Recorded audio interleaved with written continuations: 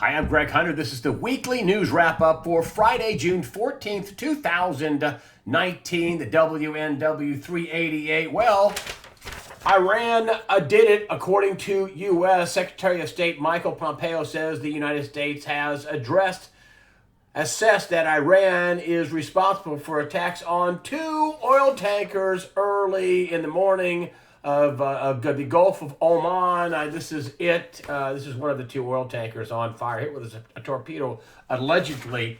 I got some thoughts on this. It's weird. One of them was a Japanese flagged oil tanker with products going to Japan. They don't have much in terms of petroleum products. Another one, I think, was a Norwegian ship, both filled with products going to Japan. But it's so weird because this attack happened when the Japan prime minister was in Iran to try to smooth things over with what's going on between the Iranians and the Americans. Iran just also released a U.S. political prisoner. Is this a false flag? Is the oil price way too low? Who knows? We've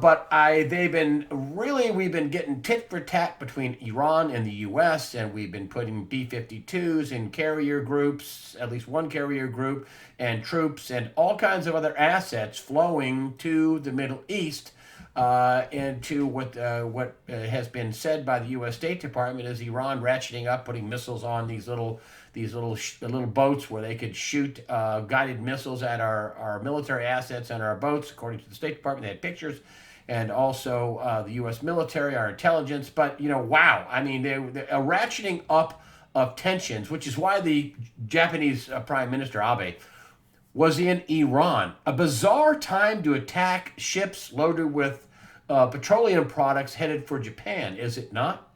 Also, if the U.S. did it, a bizarre, attaboy slap on the back for releasing a political prisoner the day before.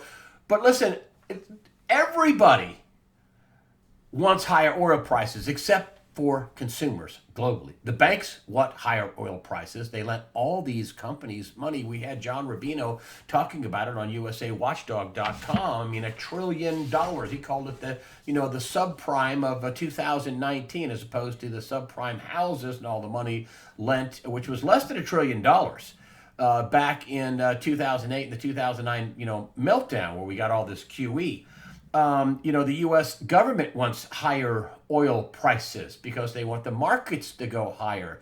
So the financial system will go higher. So the Dow will recover and go higher. The bankers want oil prices higher because they, as I said, loaned $1 trillion, and they want enough revenue from these frackers and these oil drillers to be able to pay them back. Saudi Arabia wants higher oil prices because they need oil around $100 a barrel. Iran wants higher oil prices. That's the only thing that can help alleviate the pain of the massive sanctions going on in the U.S., the sanctions that Mike Pompeo also calls maximum pressure campaign. Here's a map. This is kind of a pretty simple, clean map. The attacks of these two ships happened out here in the Gulf of Omar, and not here in the Strait of Hormuz. The Strait of Hormuz here is only 30 miles wide at its widest. And of course, this is the Persian Gulf in here. And so these attacks did happen, though, off this is Iran up here, all up here. And this is also Iran, where the X's are. This is Iran. I mean, not Iran, but off the Iranian coast. So, a lot of people want higher oil prices. And so they also want war. A lot of people want war. And, Gerald Celente has said this many times. This is one of the many quotes that stick in my head. His is, when all else fails, they take you to war. Is this a false flag that's going to take us to war? The Iranians are not without sin here. I mean, they, as early as in April, I think the 20th or 22nd, they have been repeatedly threatening to shut down the Strait of Hormuz, again, that 30-mile wide stretch where 30 to 40% of all oil products, petroleum products, seaborne oil products are carried through the Strait of Hormuz. So it'd be a big deal if it got shut down. They've been threatening, and the latest threat came around in April 2019, but they made many threats to shut down the Strait of Hormuz, which would be instant war, and the whole world would go after them, and it'd be horrible, it'd be terrible. But I do think the timing is bizarre while they're hitting Japanese ships, while the Japanese prime minister is meeting with the management of Iran. So that's kind of bizarre. Mike Pompeo also had a litany of things why that the U.S. was upset with Iran. Attacks on U.S. troops and also the Houthi rebels, which the Iranians are sponsoring. They did that with this, nuclear money, this nuclear deal money that John Kerry, then State Department, the head of the State Department, the Secretary of State, said there would be, there would be terrorism associated with giving Iran pallets of money. The president brought this up this week, saying that they had to go around the world to get the pallets of money and fly it into Tehran. Of course, the mainstream media won't say a word about this. It's the most bizarre thing in the world. If a Republican, loaded up C-130s with pallets of money to fly it to, some enemy of the United States, the mainstream media would go crazy. But this whole deal was terrible. This is why we're in the mess we're in now. There was not a real deal. It was not signed. I know the president even said, we signed this deal. I think that's a figure of speech because it was voted on in the UN, and the John Kerry State Department sent a letter to Mike Pompeo, who is the Secretary of State now, and said, it's not signed. It's never been signed. It's not a treaty. It's not signed. So it's not a signed deal. They actually said that in a letter to him. But somebody wants oil prices much higher. And I'm tying this together at the end. The economy globally is doing horrible. It's not doing well. It's sinking. It has been sinking. Now, as I've said many times, without Donald Trump, America would be in a depression by now.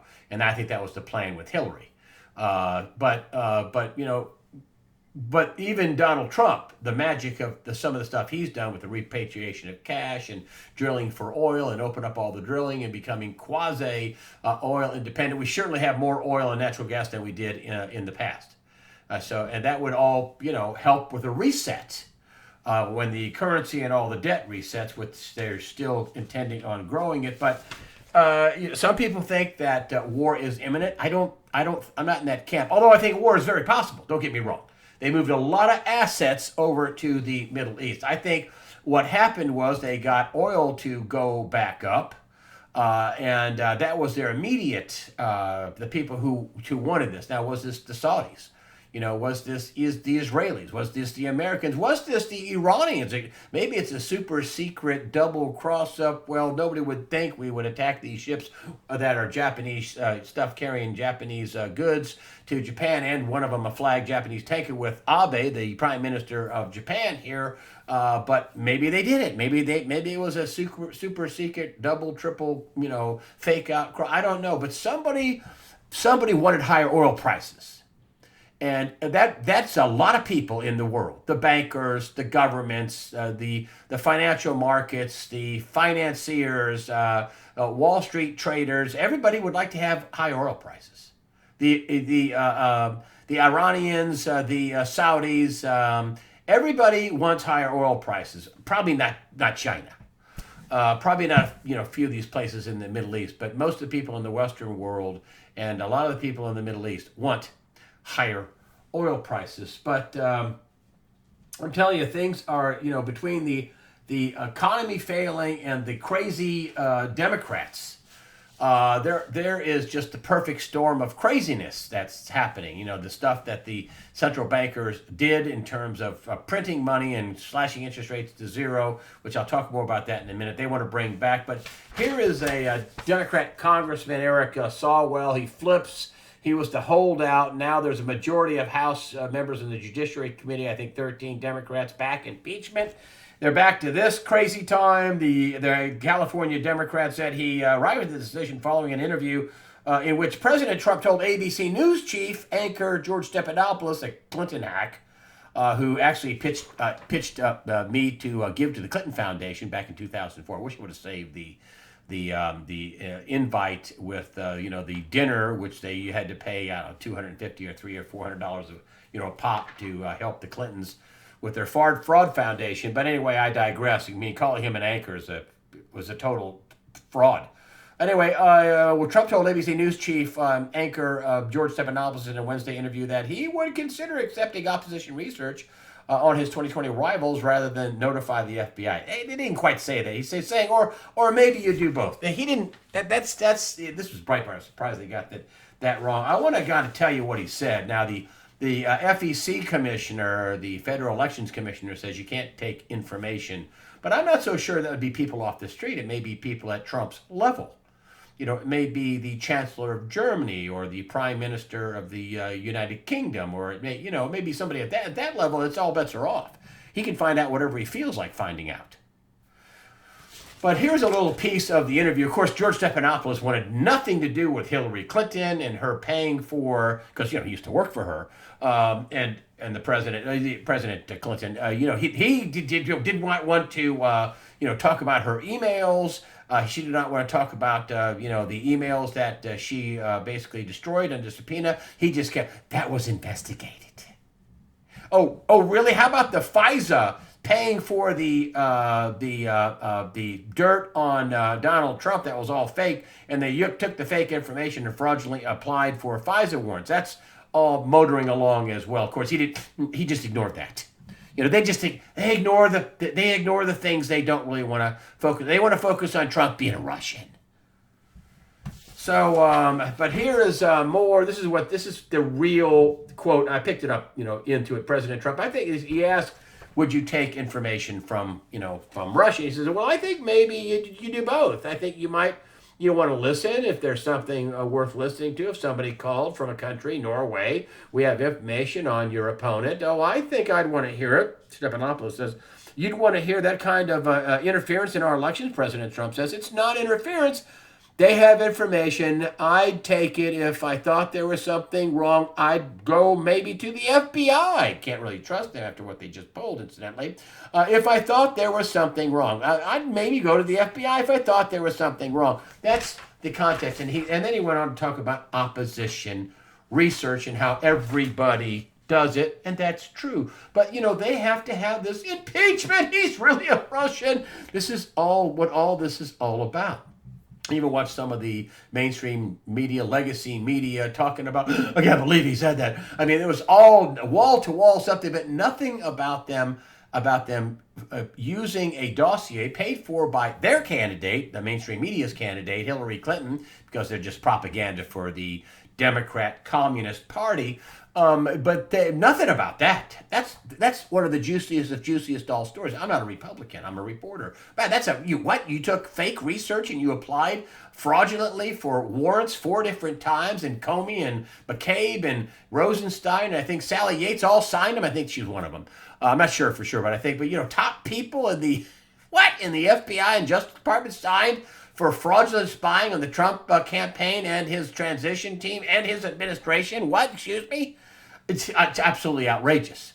But, Stephanopoulos won't cover that story because he's a Clinton hack who used to raise money for the Clinton Fraud Foundation, which they have now abandoned. Now they want to open up a production company, Hillary and Chelbell.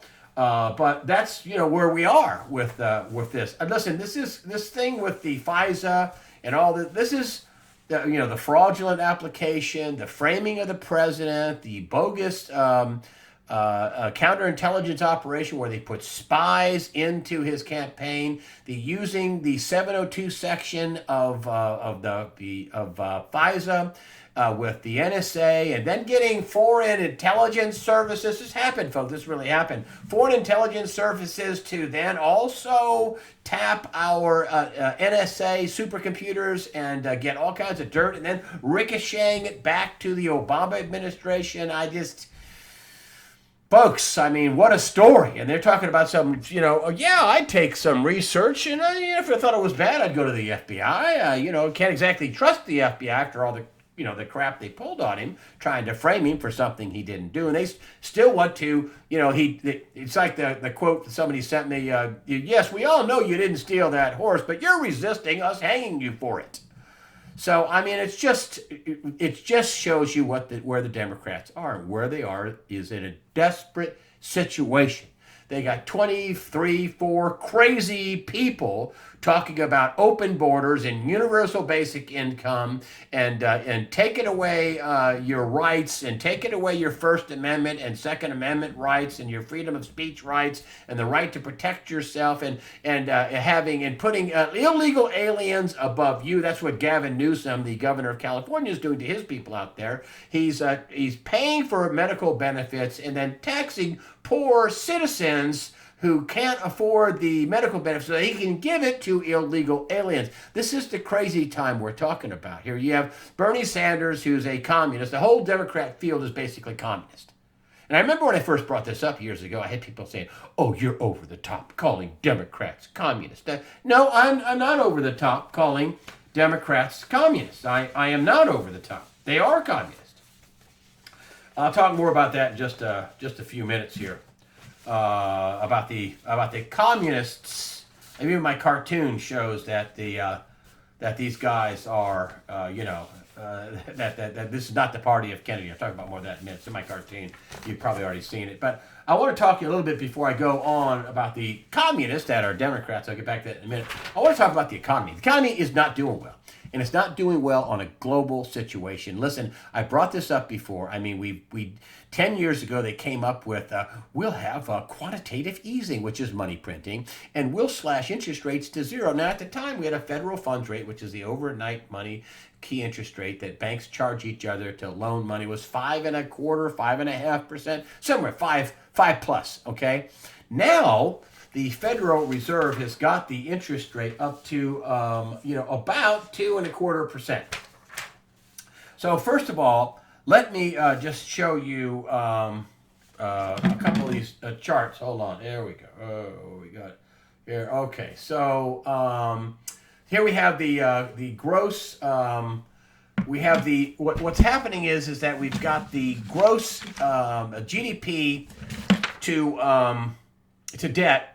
Back in 2008 was about 63%. Okay, so the gross domestic product was the debt was only 63% of the entire goods and services produced in America, and now the GDP is 105% of all the goods and services produced in America. So you think about that now. Let's just fast forward to what they're proposing, which is crazy.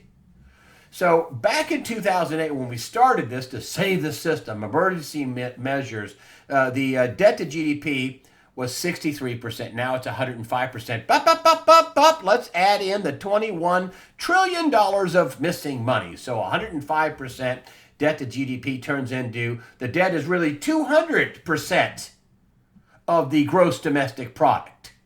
200% if you count the missing money, which is real because they made it a national security issue and changed the rules with FASB, FASAB, Rule 56, FASB, to basically take the budgets of the United States dark, and both Democrats and Republicans voted for this while the Kavanaugh hearings were going on, according to Catherine Austin Fitts. So we have a terrible situation going on. I mean, awful. And then let's look at, so we have way more debt. Now, remember, they want to start printing money. And we're at a point where it's way worse where we're starting this from. And then let's take a look at this right here. So here is an interest rate chart, okay? So this is the BOJ, and this is the one you really have to look at is this one right here, which is the Fed. The Fed is this purple line right here. And if you look at where every other country is, and we're talking about, the European Central Bank, the Bank of England, the Bank of Japan, everybody is down here. Well, they can't cut rates. They're here is the 0% land right here. Okay. Here's this chart. This is rates. The Swiss National Bank, that's the last one that's down here. They're all down here. This is the big ones in the West. Okay. And so if you take a look at this chart, who's the only person that can cut, the only bank that can cut right? Oh, the Fed. The Fed. But we don't have 5 percentage points to cut. We have 2.25 points. 2.25 points. So let's just sink in here. We got way more debt to start with, the U.S. and the whole world, actually. We had about 165 trillion in debt. And then we're not even talking about derivatives, though. I'm not even talking about that. There's a couple of quadrillion in total exposure, total debt, total everything. And then you had, it went to $250 trillion. So the debt, we're starting way higher. Okay, so we didn't cut any debt. And then the interest rates were starting way lower. I mean, there's most of these big banks. The Bank of Japan is already at zero. The European Central Bank is already near zero, at zero. ECB at zero. Oh, Bank of Japan Bank of Japan is at zero. And then you have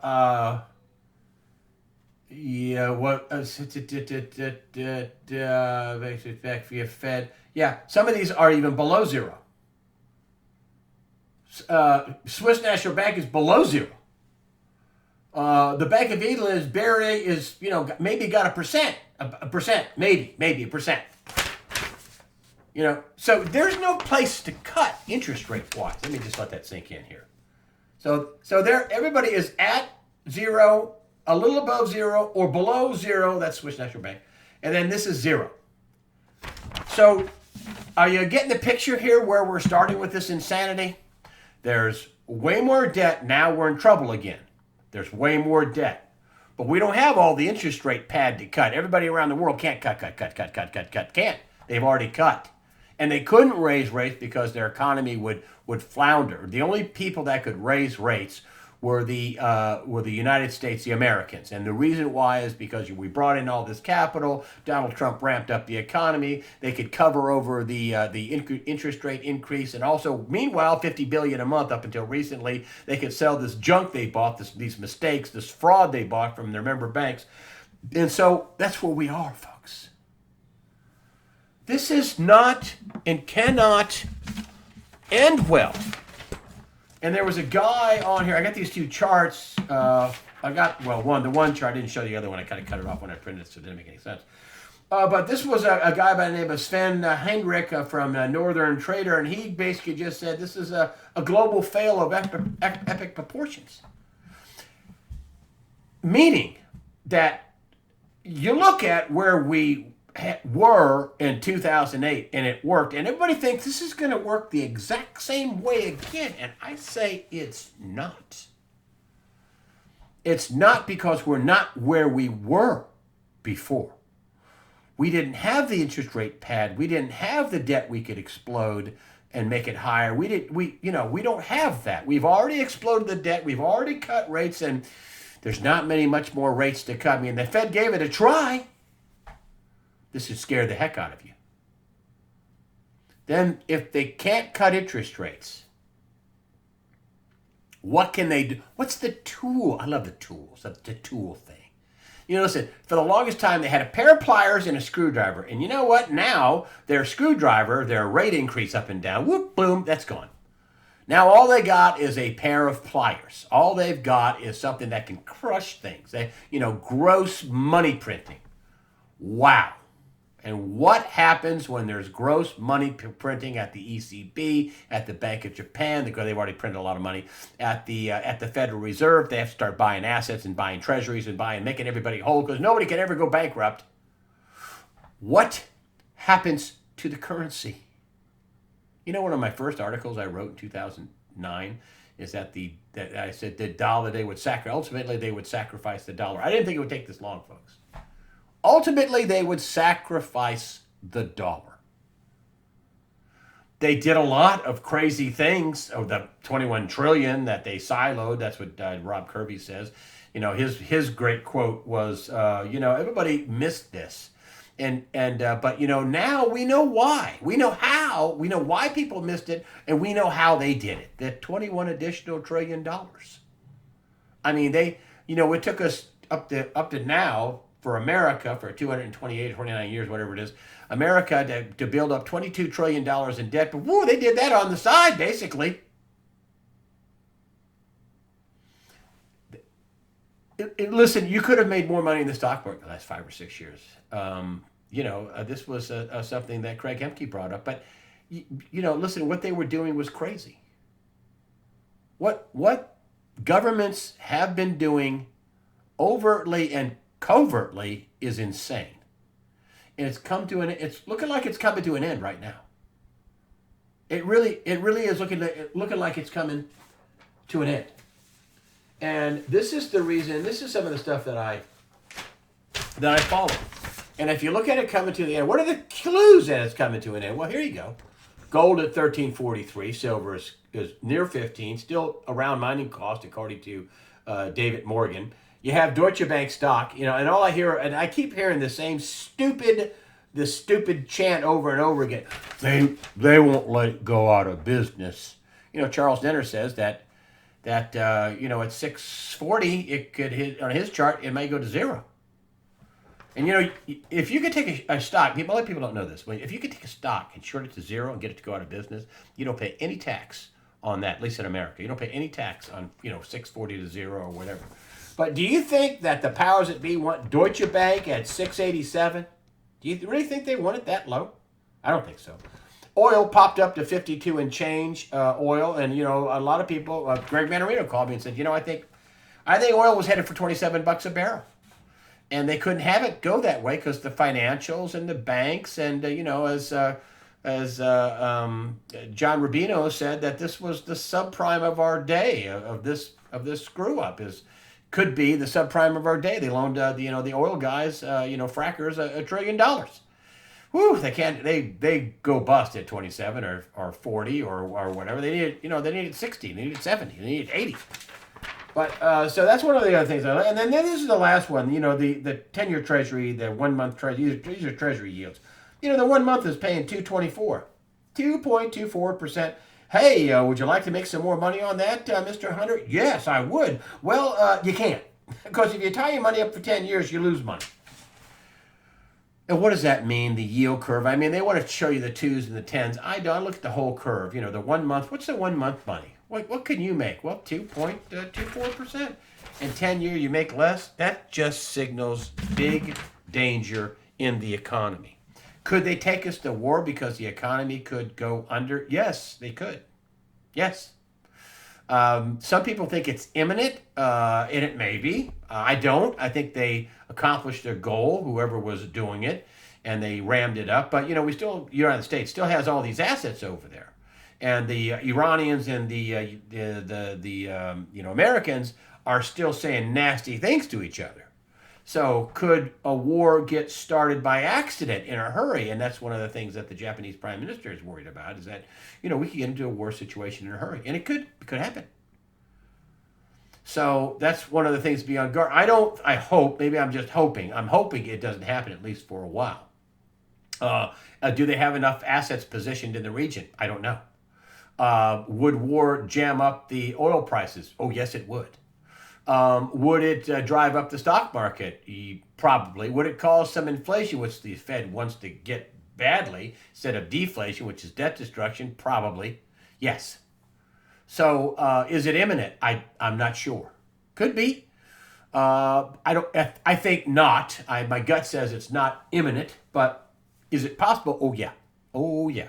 War is very, very possible. And on top of that, you have the geopolitical concerns with the Democrats wanting to push for impeachment for nothing, just because they really can't win any other way unless they have impeachment and voter fraud. And flooding the zone with illegal aliens and getting them to vote, and hopefully to gain control before anybody could do any kind of forensic to see, wow, this was stolen.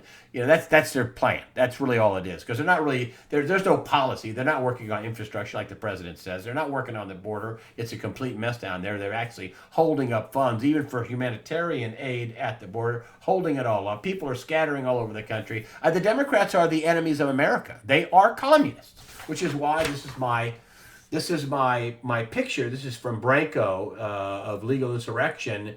And you see here the party of AOC, communist, and the party of JFK, not a communist, actually a good president. And this is the Justice Democrats. I love the way the Democrats like to make up names for things that aren't really, that make it sound better than what it is. Justice Democrats. No, they're communists. That's exactly what the Democrat Party is. Communist.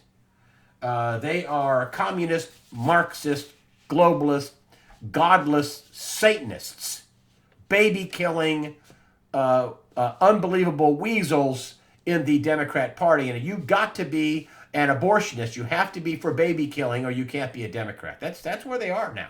I kid you not, folks. They don't put up with any dissension whatsoever. Oh yeah, that's democratic. No dissension, mono thinking. And then we have these idiot companies, and of course, when I took a good look at the companies, there was a bunch of companies that weren't all that much. They say that there was 180 companies. We have 108,000 people. Yeah, with a bunch of loser companies. This is, don't ban equality. What this should say is, don't ban abortion.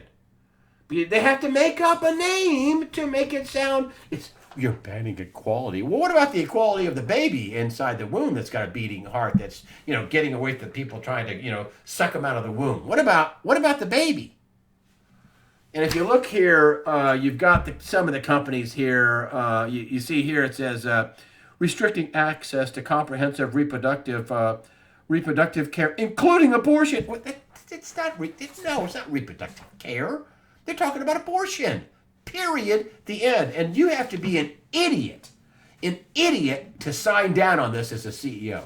You're taking your company totally political, a la Dick's, that idiot that's lost millions of dollars for that company. You think you're buying a sporting goods company, and you're buying a social justice company. You're buying, something because we're going to get our political policies involved in with our shareholders, which is stupid. Really. Here are some of the bigger names here. Slack Technology, Bloomberg, of course, he's a communist. Mac Cosmetics, H&M, Yelp, Square. It's so funny, Square. Who's Square? That's Twitter. Jack Dorsey didn't put Twitter's name out there. He at least had a couple of neurons touching together as a CEO and used Square so he wouldn't tarnish, the Twitter name. Ben & Jerry's, Atlantic Records, old-timey business. Pop Sugar, Body Shop. That's the biggest companies that's really involved in this ridiculous don't ban abortion, but they got to call it something, equality, like the Justice Democrats or social justice, which is communism, Marxism, globalism, Satanism. It's all the same. New World Order stuff. That's what the Democrat Party has become. Just a little tidbit here in my local paper. One of the big pushes, the Democrats are crafty. The big push in my area, which is really a Republican county, but and a Republican state, but yet a Democrat took over. Roy Cooper. He basically banned vetoed a bill that would allow to give care to a baby that made it through the abortion process. But nope, he and the Democrats locally here voted. He vetoed it, and the Democrats got together and stopped an override of that veto just by a few votes. But the Democrats have to kill babies. If that baby makes it out, don't give it any care. We like to sell its body parts. But here's Rogers is our sheriff in Guilford County, and he says he won't support the ICE proposal. It's him right here. He's a whipalero. What a checkered past this guy has. Of course, the Democrats bust people in, and they had a plan to take control of key positions here in the state of North Carolina, even though the legislature, the Senate, and the House are all controlled by the Republicans, the governor, the attorney general, and the head of the state Supreme Court, all Democrats. And then in the last midterm election, they didn't have a big turnout, which I blame the Republicans for not turning out. But, what they did was they bust people, and they got people to vote, and they basically took over the sheriffs. The sheriff is the number one law enforcement official in every county in America, and in Guilford County it's this guy, Danny Rogers, I think his name, he's going to support illegal aliens and not taxpayers in Guilford County. The sheriff is going to support, and other sheriffs in the Charlotte area and the county there, I think it's Mecklenburg and Durham and other big, city where there's big, Raleigh, Durham, Charlotte, Greensboro, Winston-Salem. Those are the sheriff positions they went after because they have the biggest population centers, and those sheriffs are all not going to comply with ICE. They're going to put illegal aliens above the safety of their own citizens. Yeah, thank you, Sheriff Rogers, you one-term weasel. Yeah, he won't support ICE. I'm surprised that the communist newspaper here, the News and Record, which won't be in business but a couple more years anyway. I'm surprised they're putting it on the front page, but they're proud of it. This is their policies. They don't have policies to cut your taxes and make your schools better, and actually work on health care. That's not part of the communist totalitarian control mechanism, is what the Obamacare thing was. They're not working on any of that. They're just working on how to take over. What policies do we need to do so we can completely take over? That's really what they're working on. Yeah, a communist takeover of America. That's exactly what it is, folks. You look at all the 24 candidates running for president, communist. Hickenlooper is talking about how, from Colorado. He's talking about the ills of socialists getting booed off the stage. Getting booed off the stage. The ills of, look at the guy who was running Starbucks, who says, the socialism is not a good deal. Communism, same thing. He's getting booed off the stage. You're not hearing anything about him on a mainstream media because he could actually, knock out a lot of Democrats, but you're not hearing anything on him. No, the former CEO of Starbucks. But what's going on is pure evil. I mean, really, just simply pure evil. But don't be fearful, folks. I'm giving you this because I'm trying to give you the right information and analysis so you understand what's going on. A lot of people look at this and they only watch this, which they should really watch other stuff, but they do watch this once a week to get an idea of what's going on. But I'm trying to put it together to where here's what you need to know. And I don't cover everything, but I really appreciate your support in your comments on YouTube and on the USAWatchdog.com channel. Listen, if anything ever happens, I ever get deplatformed off of Twitter, off of Facebook, off of YouTube, I always have USAWatchdog.com. I always have that, and then I would, I've been working on, an idea where I can get a player because I don't need to build a channel on, anywhere else. I can get a player and play the videos on USAWatchdog.com. Just keep that in mind. Also, my join button, I don't sell my list. I do put out, some promotional stuff. And once in a while, which I haven't done, she hasn't done this. This is Melody Cedarstrom from Discount Gold and Silver Trading, my only sponsor. I don't get any of her commissions. She just advertised on the site, and I don't hear any complaints. That's why she's on here. And so, but I once in a while send out a special offer that she may have, but I don't sell the list. So please hit the join button. It's at the top of the page. It says join, or Greg's private messages. I don't send out that many, so if you do join, don't think that oh my gosh, you're not, I must not have joined up. Something must have gone wrong. That's not, and I don't sell the list, so you won't get spammed. Anyway, it'd be appreciated if you would hit the join button on that. And again, I thank you for your donations. That also helps us out. I appreciate it. I try to send out a thank you to everybody. It looks right now that things aren't bouncing back like they used to, but who knows? I mean, this stuff going into spam. Is it going off into the into the internet atmosphere and nobody ever sees it? I don't know. But I do thank everybody that donates money to USAWatchdog.com. If you do it by mail, I send you a thank you note as well. But anyway, thank you so much for, in every way, supporting USAWatchdog.com. Just keep in mind, and here's a line that would get me fired off of network TV. Fear not. Prepare yourself mentally, physically, and above all spiritually, because God the Father, Jesus Christ, and the Holy Spirit are all firmly in control. Fear not. Be apprised of what's going on. Don't let the devil and the evil power steal your chi, steal your faith, steal your good sense. Just be informed. Fear not. And thank you so much for supporting USAWatchdog.com.